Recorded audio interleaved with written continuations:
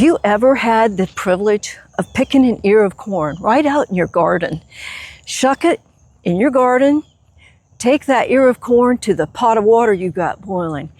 I'm telling you, it doesn't compare to anything that you get from the grocery store. But corn can be a little bit of a challenge to grow. So I want to share with you what I do to be sure that I have lots of corn, not only for that pot of boiling water, but enough to put in the freezer as well. All I have needs, I have not provided. When I plant my corn, I plant it thick, and then I'll thin it out, just depending on which one is the better stalk of corn. Now, I go over that in another video that is in my playlist for growing corn, and you'll want to go to that playlist. It'll take you from planting the seed all the way to the harvest. But I just want to go over some good pointers for you in this video, things that I find challenging at this stage. So first of all, corn needs a lot of water. I live in Central Florida and my soil is sandy. Even though my soil has been enriched with compost and all kinds of organic matter over the years, it's still sandy. And so I'm watering my corn every other day. And when the tassels are out and the silk is on the corn, I'm going to be watering every day, depending on whether we get rain at that time. Now, I like to plant my corn around the middle of March, knowing that it's going to be 90 days before I'm going to harvest. There's two reasons. One is I like to let it be the last thing I get to as I'm planting my garden. And I do start my garden planting early March. But the biggest reason is our rainy season starts around the end of May, beginning of June. And if we get a really good gully washer of rain while the ear on the corn is filling out, that's the best thing. But sometimes we don't get rain that early. But that's what I'm hoping for, is by the beginning of June, that's our rainy season, and we're going to get a lot of rain while the corn is in that final stage of making full plump ears. Corn is a very heavy feeder. It just requires a lot. So it takes a lot of nitrogen, and my soil tests say I have plenty of nitrogen, but it's still not enough for corn. All the rest of the veggies I grow, it's enough, but not corn. So what I do is I fertilize every week with weed water, but every other week in that weekly session cycle, I will add fish emulsion to it. And today I'm going to be adding azomite to the water and stirring it up real good. Not a lot. So azomite is volcanic ash that just has some trace minerals that will help keep the corn healthy. So it's kind of expensive, but it's going to last me for several years. So that's the first thing that you just need to be aware of. In a previous video also, and I will leave a link to that video at the end, you want to watch your corn, and if it's pale or starts getting stripes in it so that it's yellow with green stripes, that's giving you a big indication that it needs some fertilizer, most likely nitrogen, and possibly some potassium. So I've taken care of that in my garden, but check your corn and see what it looks like. If it's not deep green like this, it probably needs some fertilizer. My corn can grow quite unevenly. You can have a really healthy stalk of corn, and then right next to it, like right there, that may or may not even give me an ear of corn. And I honestly don't know why that is, but I've come to accept it as just being normal in my garden. And so when I do elect to save seeds from the heritage corn, then I will choose the healthiest ones and I will mark it so that I can let that corn get really ripe until it's dry on the outside, and then I'll harvest it and save the seeds. I grow 2 different kinds of corn. The corn on my left, these 2 beds, is Golden Queen, and the corn on my right is Buhl, B-U-H-L corn. As you see, they look a little different. This corn is not going to get as tall, the ears are not going to be as big, but it's a heritage corn. This corn here is a hybrid corn, and I don't save seed from it from year to year. This one I do. So I have several generations of this corn that I grow year after year, even though the ears aren't as big and prolific. But I do that because if there's ever a chance that I can't get seeds from a seed store or online, then I've got my own backup here. And this is a good corn. It tastes pretty sweet. Not quite as sweet as the hybrid. So I'm going to bring you in closer and show you what I'm looking for in my daily walk through the corn patch. I am allergic to the corn, so I do suit up with a men's cotton shirt and gloves. I can eat the corn, it's crazy, but if the corn brushes up against my skin, I will itch for several hours later. So it's long sleeves, even though it's pretty warm outside already this morning.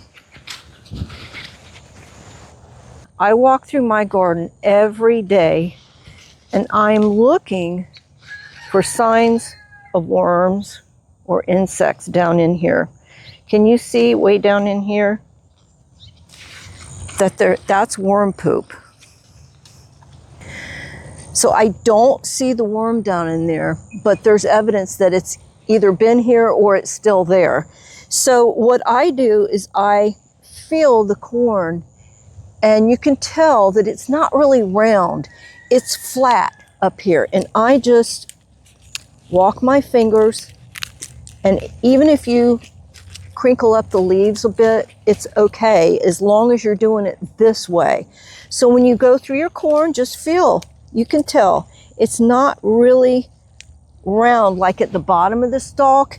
It's flat. And when I do that, I know if that worm's in there, I just crushed it.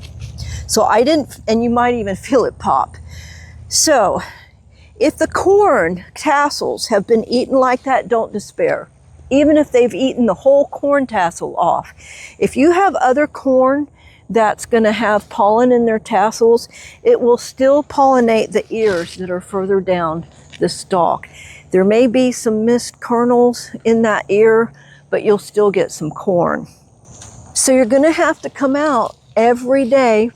I think morning's the best time of day to come out, but as long as you can come out daily, check your corn, get those worms squished, you're going to be okay. You'll still get corn.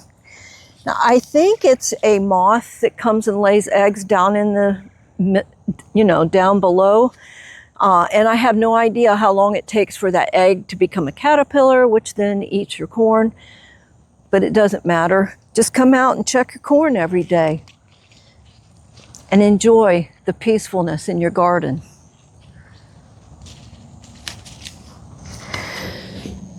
If you look down in there, there he is, right there. So I'm going to take this stalk, and this is not a very healthy stalk of corn, but I'm going to give it a chance. It might give me a small ear, but this is what I do. When you find out which way the flat way is, just go through and squeeze. And let's see. Yep, he's squished.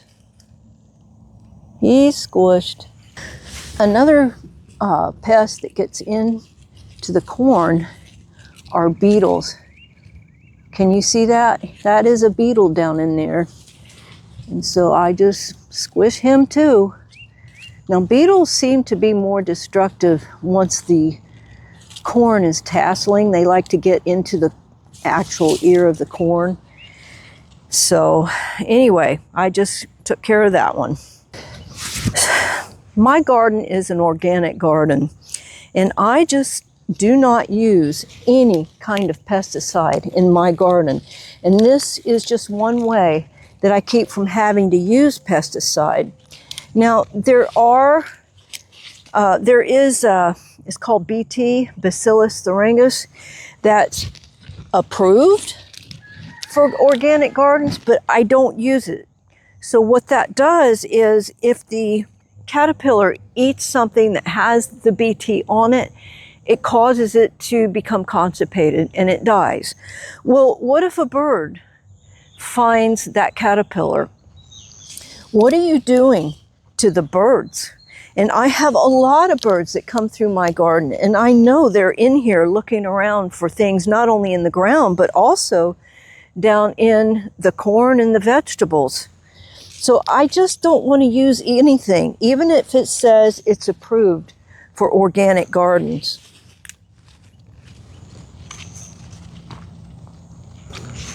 Have you ever heard of a news bug? I see them down in the center of the corn, and then I don't see the moth or the worm, caterpillar. So I don't know if they're attacking the caterpillar or not, but I don't know. They're harmless. They don't do anything else in the garden. So maybe they're a predator. So here's a pretty good sized caterpillar in here. I think he's been, look, see, did you see that news bug come out of there?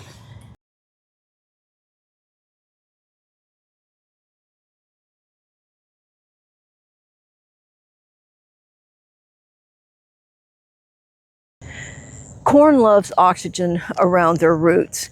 Now I will do that by stirring up the soil with a garden fork.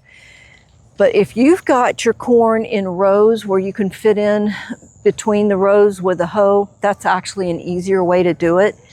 But you can watch me with what I'm doing with my fork, and you can do the same thing with a hoe.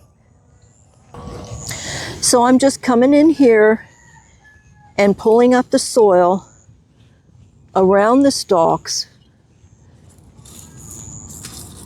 And that gives it two purposes here. One, corn likes to be hilled up. It just gives them more stability. And they're eventually going to make roots that come out right around in here. And I would rather the roots find some dirt than just air.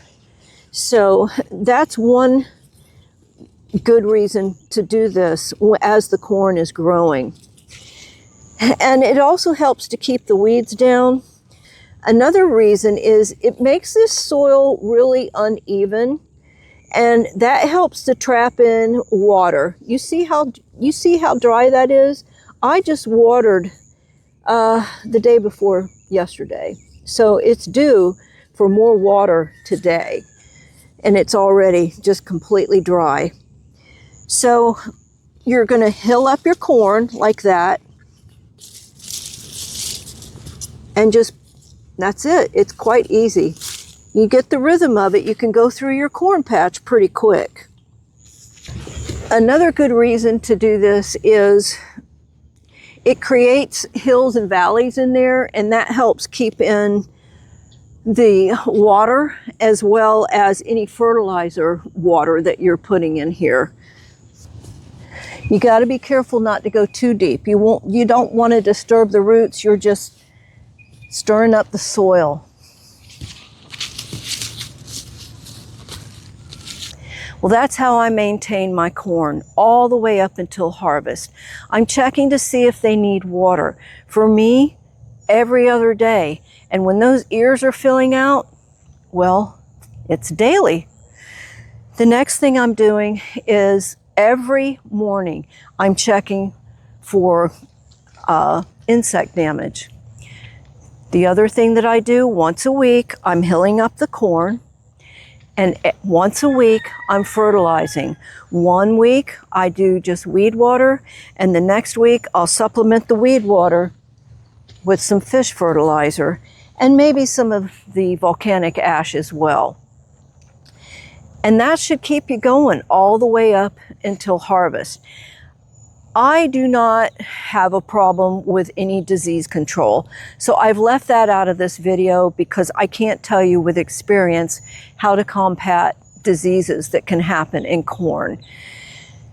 So there you have it. I appreciate your valuable time. Please give it a green thumbs up. And why not subscribe? I have over 200 videos that'll help you with your garden.